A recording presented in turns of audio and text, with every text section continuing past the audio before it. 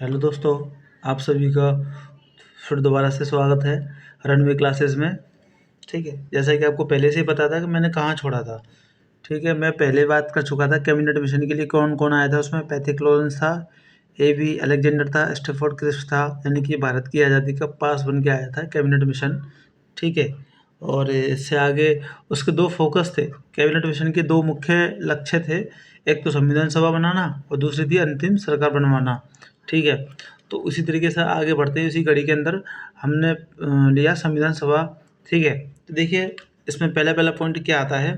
ठीक है, ये सबसे पहला पॉइंट यही आता है इसमें, 1895 में मैं ध्यान रखना, अब संविधान की सभा की जो मांग उठी उसका इतिहास पढ़ा रहा हूँ मैं अभी। ठीक है, क्योंकि मैं इतिहास को साथ में लेके चल रहा हूँ। इतिहास से ही जुड़ी हुई चीज़ें अगर हम साथ में पढ़ते जाएंगे तभी हमको और अच्छी तरीके से समझ में आता रहेगा। और सभी को एक बार दोबारा से कहना चाहता हूँ कि लाइक सब्सक्राइब शेयर करते रहना, फॉलो भी कर लेना। ठीक है, तो देखिए पहला पॉइंट क्या है इसमें कि 1895 में संविधान सभा की पहली मांग बाल गंगाधर तिलक ने स्वराज पत्रिका में स्वराज बिल के नाम से की थी। यानी कि सबसे पहले मांग जो की थी संविधान सभा की कि भाई संविधान सभा होनी चाहिए हमारे भारत के अंदर, तो किसने की थी? बाल गंगाधर तिलक ने की थी। और कब की थी? 1895 के अंदर। ये कहाँ की थी? उनका बाल गंगाधर तिलक का एक स्वराज पत्रिका के नाम से अखबार चलता था, उसके अंदर स्वराज बिल के नाम से उन्होंने मांग की थी। ठीक है, इसी मांग को पहली अनौपचारिक मांग यानी कि अनऑफिशियल डिमांड कहा गया था। अनऑफिशियल डिमांड क्यों कहा गया?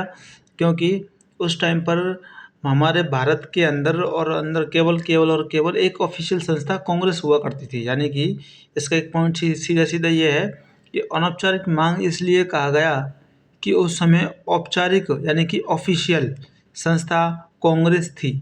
ठीक है, ठीक है। दूसरी मांग देखो, पहली मांग तो हमने बता दी, दूसरी मांग देखो किसने की थी कि दूसरी मांग 1922 में गांधी जी ने की थी यंग इंडिया मैगजीन के अंदर। ठीक है, यंग इंडिया मैगजीन के अंदर उन्होंने दूसरी मांग की थी गांधी के द्वारा। ठीक है, अगला पॉइंट है इसके अंदर, गांधी ने कहा कि भारतीयों की संविधान सभा भारतीयों के द्वारा ही होनी चाहिए। यानी कि भारतीयों की संविधान सभा बनेगी वो भारतीय लोगों के द्वारा ही होनी चाहिए वो भी। ठीक है, ये हुई दूसरी मांग। अब बात करता हूँ मैं तीसरी मांग की, तो तीसरी मांग हमारी जवाहरलाल नेहरू ने की थी 1924 में। तीसरी मांग किसने की थी? 1924 में जवाहरलाल नेहरू के द्वारा की गई थी। अगला पॉइंट देखिए, 1934 में चौथी मांग एम एन रॉय ने की थी। किसने की थी? एम एन रॉय ने, जो पहली औपचारिक मांग कहलाई थी। किसने की थी? एम एन रॉय ने। कब की थी? 1934 के अंदर। वह कौन सी मांग थी जो एम एन रॉय ने की थी? चौथी मांग थी। यानी कि पहली मांग की थी बाल गंगाधर तिलक ने, दूसरी मांग की थी गांधी ने, तीसरी मांग की थी जवाहरलाल नेहरू ने और चौथी मांग की थी एम एन रॉय ने।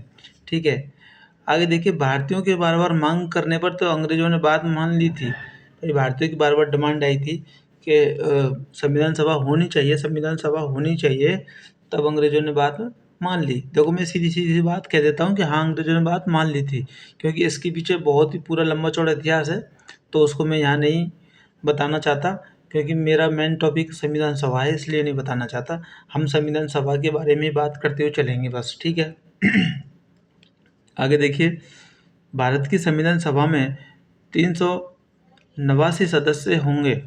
ठीक है, 389 सदस्य होंगे। 389 सदस्य 10 लाख जनसंख्या पर एक सीट होगी, यह तय किया गया था अंग्रेजों के द्वारा। तो देखिए एक डायग्राम है आपके सामने प्रस्तुत कर रहा हूँ। देखिए क्या है कि 389 का चुनाव अप्रत्यक्ष हुआ था। ये मैं बताऊंगा कि कैसे कैसे अप्रत्यक्ष हुआ। ठीक है, तो ये जो 389 थी ये 3 भागों में बटी हुई थी। तो पहली भाग में बटी हुई थी ब्रिटिश प्रांत सीट, जिसकी 292 सीटें थी। दूसरी थी कमिश्नरी क्षेत्र की सीटें, जो चार सीटें थी। इसकी एक ट्रिक भी है, ए बी सी डी। ए से अजमेर, बी से बलूचिस्तान, सी से कर्नाटक जिसको पहले कुर्ग कहा जाता था, ठीक, और डी से दिल्ली। अब बची 93। ये 93 सीटें रजवाड़ों को दे दी गई थी। रजवाड़े यानी कि राजा महाराजाओं के लिए, जो जितने भी अपने दुर्ग वगैरह थे सबके उनको लिए दे दिया गया था। जितने भी राजा थे उनके लिए 93 सीटें रखी गई थी। ठीक है जी, आगे देखिए प्रांतीय विधानसभा के सदस्यों, यानी कि उस टाइम पर जो प्रांत हुआ करते थे छोटे छोटे से, जैसे आज के टाइम पर वर्तमान समय में हमारे छोटे छोटे राज्य हैं, जैसे राजस्थान है, उत्तर प्रदेश है, यूपी और महाराष्ट्र है, बंगाल, बिहार, इस तरीके से इन सब की एक विधानसभाएं होती हैं। उस टाइम पर भी प्रांतीय विधानसभाएं हुआ करती थी, ठीक है, अंग्रेजों के समय में। तो जो प्रांतीय विधानसभा के सदस्य थे 1585 थे। टोटल कितने थे? 1585। इन 1585 सदस्यों ने ही 389 सदस्यों का चुनाव किया था। आई बात समझ में? 389 सदस्यों का चुनाव एकल मत संक्रमणीय मत प्रणाली से हुआ था, ठीक है। तो देखिए संविधान सभा की 292 तो प्रांतीय ब्रिटिश प्रांत की सीटें हो गई और 4 तुम्हारी कमिश्नर क्षेत्र की सीटें हो गई, तो टोटल कितनी हो गई? 296 सीटों का पर चुनाव हुआ था। तो टोटल में अगर ये पूछूं, अगर प्रश्न आ जाए कि अगर जब अंतरिम सरकार बननी थी तो उसमें कितने सीटों पर चुनाव किए गए थे, तो टोटल आंसर क्या आएगा आपका? 296 सीटों पर चुनाव हुए थे, ठीक है। अगला पॉइंट देखिए, 93 सीटों पर चिन्हित किया गया था, क्योंकि अगर रजवाड़ों में अगर चुनाव हुए तो राजाओं को कौन पूछेगा भाई? भाई रजवाड़ों के लिए, उनके लिए ये दे दिया गया था भाई, या तो फिर तुम खुद आ जाओ चुन के नहीं है, या फिर तुम अपने आदमी को या प्रतिनिधि को किसी को भी चुन कर नहीं भेज सकते हो। सीधा सीधा सा मतलब ये था उनके लिए, ठीक है। अब देखिए संविधान सभा में महिलाओं की संख्या, ये महिलाओं की जो संख्या थी वो टोटल 15 थी। 389 में से कितनी संख्या थी? 15। वहीं एससी की जो संख्या थी, यानी कि एससी के जो सदस्य थे वो कितने थे? टोटल 26 थे। और एसटी के सदस्यों की संख्या थी 33, ठीक है। संविधान सभा की सीटें वर्गों के आधार पर भी विभाजित थीं, ठीक है। अब ये वर्गों के आधार पर कैसे विभाजित थी? वही टोटल थी 389, ठीक है। सामान्य वर्ग से 213 सीटें थी। 213 सीटों पर सामान्य वर्ग के लोग आते थे। वहीं 79 सीटों पर मुस्लिम वर्ग के वो आते थे, लोग आते थे। वहीं 4 सीटों पर सिख समाज से आते थे। आगे देखिए, जब संविधान सभा की चुनाव का परिणाम आया, यानी कि जब संविधान सभा की चुनाव हुआ था तो उसका जो परिणाम आया था तो किसको कितनी सीटें मिली थी, ये मैं बता देता हूँ आपको। देखिए सबसे पहले कांग्रेस, तो जो कांग्रेस थी, कांग्रेस को 208 सीटें मिली थी। कितनी सीटें मिली थी? 208। मुस्लिम लीग को वहीं पर 73 सीटें मिली थी, जबकि निर्दलीय को कितनी मिली थी? 8। प्लस इसी के साथ में क्षेत्रीय पार्टियां भी हुआ करती थी, उनको क्षेत्रीय पार्टी थी, उनको टोटल कितनी सीट थी? 7। यानी कि 8 और 7 दोनों को मिलाकर 15 सीटें हो जाती थी, ठीक है।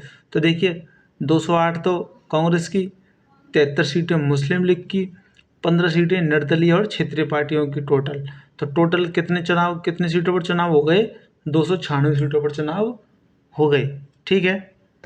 तो यहाँ देखिए जैसे ये चुनाव के परिणाम आए थे ना, तो ग्रेनविन ऑस्टिन, तो ऑस्टिन ने कहा कि जितनी सीटें कांग्रेस को मिली हैं, ऐसा लगता है कि कांग्रेस ही संविधान सभा है और संविधान सभा ही कांग्रेस है। सीटों को देखकर मुस्लिम लीग ने संविधान सभा में हिस्सा लेने से मना कर दिया और कहा कि हमें अलग संविधान सभा चाहिए। सीधा साफ मना कर दिया था संविधान सभा कि भाई हम संविधान सभा में भाग नहीं लेंगे। ये मुस्लिम लीग ने फैसला कर लिया था, क्योंकि उनको ये लग रहा था कि सारी की सारी सीटें कांग्रेस को चली गई तो फिर हमारे पास क्या बचा। आगे देखिए, बंटवारे से पहले भारत की संविधान सभा की कुल सीटें कितनी थी? 389 थी, ठीक है। ठीक है, अब ये बंटवारा था भारत पाकिस्तान का, ठीक है। भारत और पाकिस्तान, पहले पाकिस्तान भारत का हिस्सा था, ठीक है। ये तो बाद में अलग हुआ है। अच्छा देखिए, सबसे मोस्ट अर्जेंट है ये चीज़ है कि मुस्लिम लीग हटने के बाद, मैं बात कर रहा हूँ मुस्लिम लीग हटने के बाद, जब बंटवारा हो गया तो भारत की संविधान सभा में कितनी सीटें रही थी? तो टोटल कितनी सीटें रही थी? 299 सीटें रह गई थी, ठीक है। पहले कितनी सीटें थी? 389 थी, ठीक है। उसमें कौन कौन शामिल था? पाकिस्तान भी शामिल था और भारत भी शामिल था, ठीक है। जैसे ही पाकिस्तान अलग हो गया, यानी कि मुस्लिम लीग अलग हो गई, तो अपने भारत की कितनी सीटें बची? केवल और केवल 299 सीटें बची। ठीक है, बाकी की सीटें कौन ले गया? मुस्लिम लीग ले गई। ठीक है, तो देखिए संविधान सभा की बैठकें, अब मैं बैठकों की बात करूंगा, संविधान सभा की बैठकों की बात करता हूँ यहाँ से आगे। तो देखिए दोस्तों, मोस्ट ऑफ इसमें से कि मुस्लिम लीग हटने के बाद में जब बंटवारा हो गया, तो भारत की संविधान सभा में कितनी सीटें थी? टोटल 299 सीटें बची थी। ठीक है, क्योंकि देखिए मुस्लिम लीग अलग हो गई, 73 सीट तो उसकी हो गई थी। ठीक है, उसमें से कुछ ले ली, कुछ जो जिसकी कोई पार्टी नहीं थी, यानी कि जो क्षेत्रीय पार्टियां थीं और जो निर्दलीय जीत के आए थे, 1-2 सीटें उसमें से उसने ले ली, मुस्लिम लीग ने ले ली, और कुछ रजवाड़ों की सीटें भी अपने आप ले ली थी। यानी कि 389 सीटों में से हमारे पास में कितनी सीटें बची थी? टोटल 299 सीटें बची थी। बाकी की किसने ले ली? मुस्लिम लीग ने ले ली थी। ठीक है, आगे देखिए, अब मैं संविधान के पास बहुत करीब आ गया हूँ संविधान के। ठीक है, स्टार्टिंग होने वाली है। तो देखिए, जैसे ये सीटें हमारी क्लियर हो गई, जो कि अब किसका बंटवारा हो गया था? पाकिस्तान में अपना अपना अलग बंटवारा हो गया था। ठीक है, अब देखिए संविधान सभा की प्रथम बैठक आती है। कब आती है? प्रथम बैठक आती है। और प्रथम बैठक की मैं बात करूं, तो पहली जो बैठक हुई थी वो 9 दिसंबर 1946 को हुई थी। यानी कि संविधान सभा की पहली बैठक हुई थी 9 दिसंबर 1946 को। इसका टाइम और बता देता हूं मैं तुमको, कि सुबह 11 AM, यानी कि 11 अपराह्न को कहाँ पर हुई थी ये बैठक? दिल्ली के अंदर हुई थी। ठीक है, सेंट्रल हॉल में। कहाँ पर हुई थी? सेंट्रल हॉल के अंदर ये मीटिंग हो रही थी। मीटिंग यानी कि बैठक हो रही थी। ठीक है, तो पहली बैठक में तो टोटल कितने सदस्यों ने भाग लिया था? 207 सदस्य उपस्थित रहे थे। यानी कि संविधान सभा की जब बैठक हुई थी ना, तो हमारे पास में कितने सदस्य थे? 299। इस 299 में से टोटल कितने सदस्य आए थे भाई उस टाइम पर? 207 सदस्य आए थे बस। ठीक है, बाकी की एब्सेंट रहे थे। इस बैठक में रजवाड़े हिस्सा नहीं ले पाए थे। ठीक है, यानी कि रजवाड़े जितनी भी सीट रही हैं हमारे पास हैं, उसमें से कोई से भी रजवाड़े की सीट है कोई भी प्रतिनिधि इस संविधान की प्रथम बैठक में नहीं आया था। इस सभा के अस्थायी अध्यक्ष रहे थे सच्चिदानंद सिन्हा।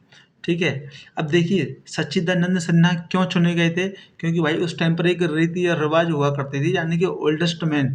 ठीक है, ओल्डेस्ट मेंबर की प्रथा थी पहले, कि भाई जो सबसे ज़्यादा बूढ़ा आदमी होगा, हम पहले उसी को हम क्या बना लेंगे? अपना अध्यक्ष बना लेंगे।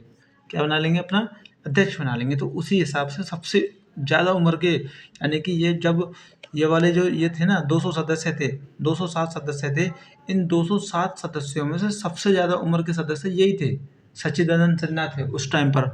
तो इन्हीं को वहाँ पर क्या बना दिया था? अध्यक्ष बना दिया था। और कैसा अध्यक्ष बनाया था? अस्थाई। ध्यान रखना इस चीज़ को। यानी कि संविधान सभा की प्रथम बैठक में अध्यक्षता किसने की? सच्चिदानंद सिन्हा ने की थी। ये सबसे ओल्डेस्ट मेंबर थे, सबसे ओल्डेस्ट मेंबर थे। अब देखिए, जब अध्यक्ष बन गया, तो इसके बाद में एक उपाध्यक्ष भी था। तो उपाध्यक्ष किसको बनाया गया था? HC मुखर्जी को, यानी कि हरेंद्र कुमार मुखर्जी को वहाँ का क्या बनाया गया था? उपाध्यक्ष बनाया गया था। अब देखिए सबसे, यानी कि ओल्डेस्ट मेंबर के, यानी कि ओल्डेस्ट मेंबर चुनने की प्रथा फ्रांस से कॉपी की गई थी।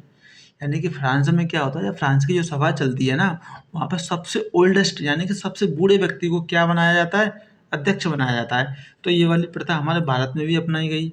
ठीक है, जब संविधान सभा की बैठक हो रही थी। ठीक है, ये तो मेरी हुई प्रथम बैठक की बात। देखिए, अब मैं बात करूँगा दूसरी बैठक की। तो हमारी दूसरी बैठक कब हुई थी? 11 दिसंबर 1946 को। टाइम वही है, 11 बजे का सुबह। कहाँ का है? दिल्ली के अंदर। ठीक है, अब यहाँ पर हमने एक स्थायी अध्यक्ष चुन लिया था, डॉक्टर राजेंद्र प्रसाद को। ठीक है, हमने स्थायी अध्यक्ष क्या चुन लिया? डॉक्टर राजेंद्र प्रसाद को हमने स्थायी अध्यक्ष बना दिया। अब देखिए संवैधानिक सलाहकार किसको बनाया गया था? BN राव को। BN राव को संवैधानिक सलाहकार बनाया गया था। तो देखिए BN राव ने ही भारत को संविधान सभा का पहला ड्राफ्ट तैयार किया था। ठीक है, जिसको बाद में डॉक्टर भीमराव अंबेडकर जी ने उसको दोबारा से बनाकर पेश किया था। यानी कि जो पहला जो ड्राफ्ट तैयार किया गया था डॉक्टर बी एन राव के द्वारा ही तैयार किया गया था। जब ये भी डॉक्टर बी एन राव के द्वारा जो पेश किया गया संविधान सभा के अंदर, तो वह पारित नहीं हो पाया था, उसमें कुछ कमियां रही होंगी, ठीक है, या फिर इस तरीके से यानी कि सर्वमान्य नहीं हो पाया था। तभी डॉक्टर भीमराव अम्बेडकर को ये जिम्मेदारी दी गई, ठीक है, तो जो इन्होंने बनाया तब जाके वो पास हुआ था। ठीक है, अब मैं बात करूँगा तीसरी बैठक की।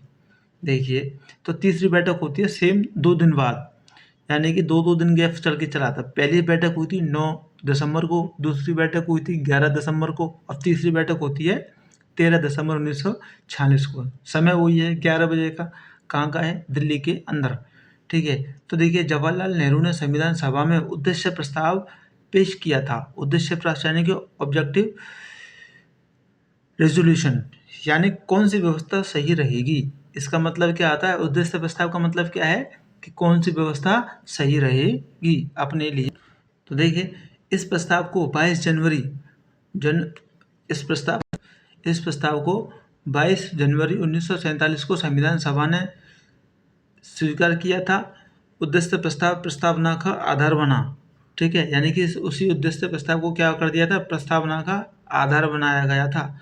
ठीक है, ठीक है दोस्तों, आज तक की क्लास यहीं के लिए आप सभी को मेरा प्रणाम।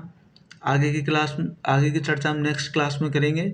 ठीक है, अब जैसे कि आपको टॉपिक पहले से दिखाई दे रहा होगा, मैं आगे चल के संविधान सभा की समितियों के बारे में बात करूँगा। ठीक है, लाइक शेयर कमेंट करते रहिए। नमस्कार।